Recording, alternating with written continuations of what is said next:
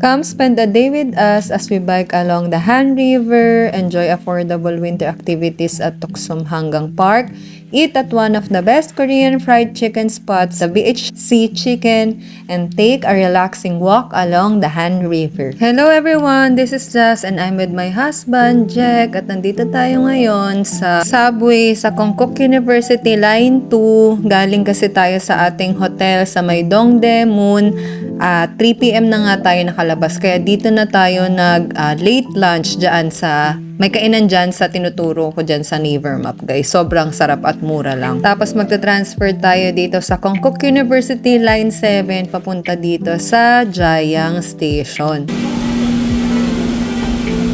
Kaya kung magte-train din kayo guys, papunta sa Tuksum Hanggang Park, ayan yung bababaan nyo. So, nandito tayo, nag-aantay lang ng train papuntang Jayang.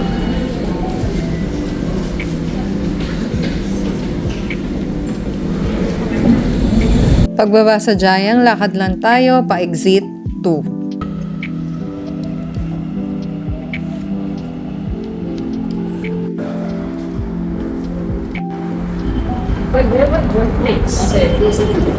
May biking area din guys. So we can rent bike. Ayan, may 2 people, single.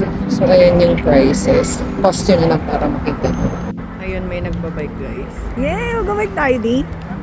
Mag-bike tayo. Halika na. Pagbaba nyo guys, ang train. Ayan na mismo. Yung sledding. Lakad lang kayo towards dyan sa left. Makikita nyo na yung entrance nung sledding. 6,000 won each ang bayad sa kanya. Unlimited na yun. Better if naka-snowshoes kayo kasi madulas yung iced tea. Maganda din daw na morning pumunta kasi marami ng tao sa afternoon. Go.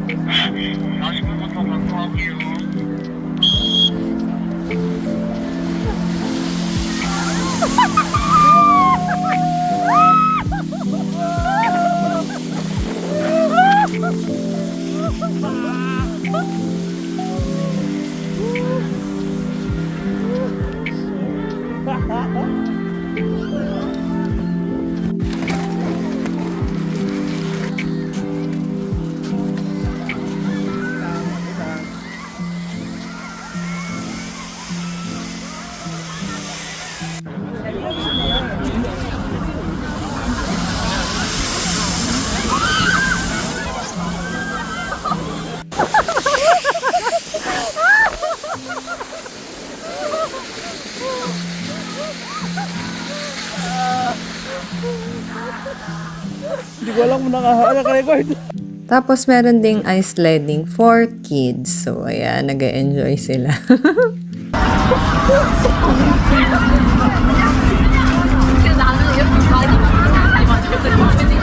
At eto na nga, umisa pa ako. Sa sobrang nag-enjoy ako. Hindi na sumama si Happy kasi ayaw niya nang umakyat. 4 p.m. na rin kami nakapunta dito guys kasi nag-work pa kami sa hotel. At dahil medyo maraming tao, medyo mag-aantay ka talaga. Pero nakatatlong slide pa rin naman kami. And for me, as trentahin tita, enough na siya kasi aakit ka tapos mag-i-slide. So, okay na rin. Tapos may mga opa na nagpa-facilitate dyan sa pag-sled. Kaya thankfully, wala naman na aksidente kasi in order din sila.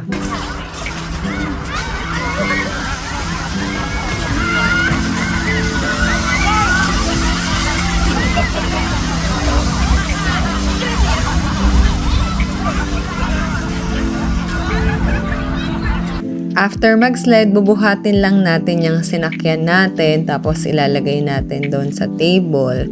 May mga nakapila doon para kukunin din nila at aakit pataas. Yun naman yung sasakyan nila pababa. So as tita, syempre last slide ko na yun. Tapos dito naman ako pumunta sa mga pambata. Originally guys, gusto talaga naming mag-ski sa Vivaldi or Elysian, yung nabibili sa Klook, kaya lang hindi namin tinuloy kasi medyo gusto namin chill lang na travel ngayon. Kaya halos dito lang sa Seoul yung itinerary namin bukod doon sa Naggangwon kami and Gyeonggi-do ng one day kasi meron kami pinuntahan na pinakagusto talaga namin. And grateful kasi na-enjoy rin namin ang winter dito sa Seoul nang hindi masyadong gumagastos tapos di masyadong pagod sa biyahe. And hindi rin sumakit yung katawan namin dito. Eto, tapos na ako, trinay ko lang siya. Ibabalik na rin natin siya pagkatapos gamitin. Libre lang din yan, guys. Hi guys, January 15, 2026, 4:42 p.m. Kasama si Habi dito tayo sa Tuksong Hanggang Park. At nag-snow sledding tayo. So, our weather for today is mas mainit ngayon. 8 degrees Celsius lang. Feels like 7 degrees. So, warmer today. Kaya mas magandang maglibot-libot. Saya siya guys. Kasi ganito kabilis yung internet connection dito. 700. Puro snow marks yung kanyang cellphone dahil kami ay nag-snow sledding. After namin mag-snow sledding guys, nagpunta lang kami doon sa kaninang pinanggalingan natin. Nag-rent kami ng bike.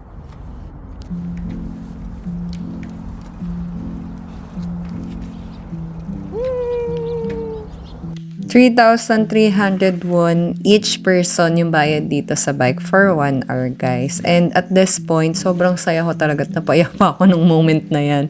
Dahil isa ito sa pangarap namin ng husband ko, yung magbike kami along Han River. Thank you, Lord, for this opportunity. You are faithful and you are good. Kung di dahil sa'yo, hindi namin ito mararanasan. Thank you po. Gusto nga rin sana namin mag-picnic dito, guys. Kaya lang hindi kaya ng weather. Sobrang lamig. Pero masaya pa rin, nakapag-bike tayo and nakapaglakad-lakad tayo dito.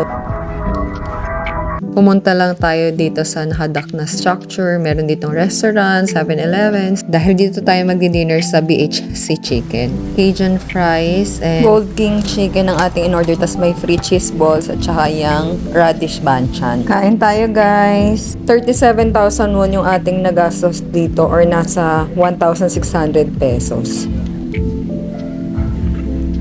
Approved daw sabi ni Habi. Sikat na sikat to guys dito, yung BHC Chicken. Tsaka kung makapanood kayo ng mga video na kino-content to, marami talagang may gusto. And masarap naman siya. Tapos itong cheese balls guys, 2 yung free. Masarap din siya. Ayan, tinan mo. Yung mozzarella cheese. Tinan mo naman si Habi oh. Ang sarap. Na-miss ko tuloy. For us, worth it naman siya i-try. Pero yung lagi, medyo mahal. Sa budget namin guys ha. Kasi isang meal lang nasa kulang-kulang 40k. So medyo mahal yun for us. 40k won yun ha.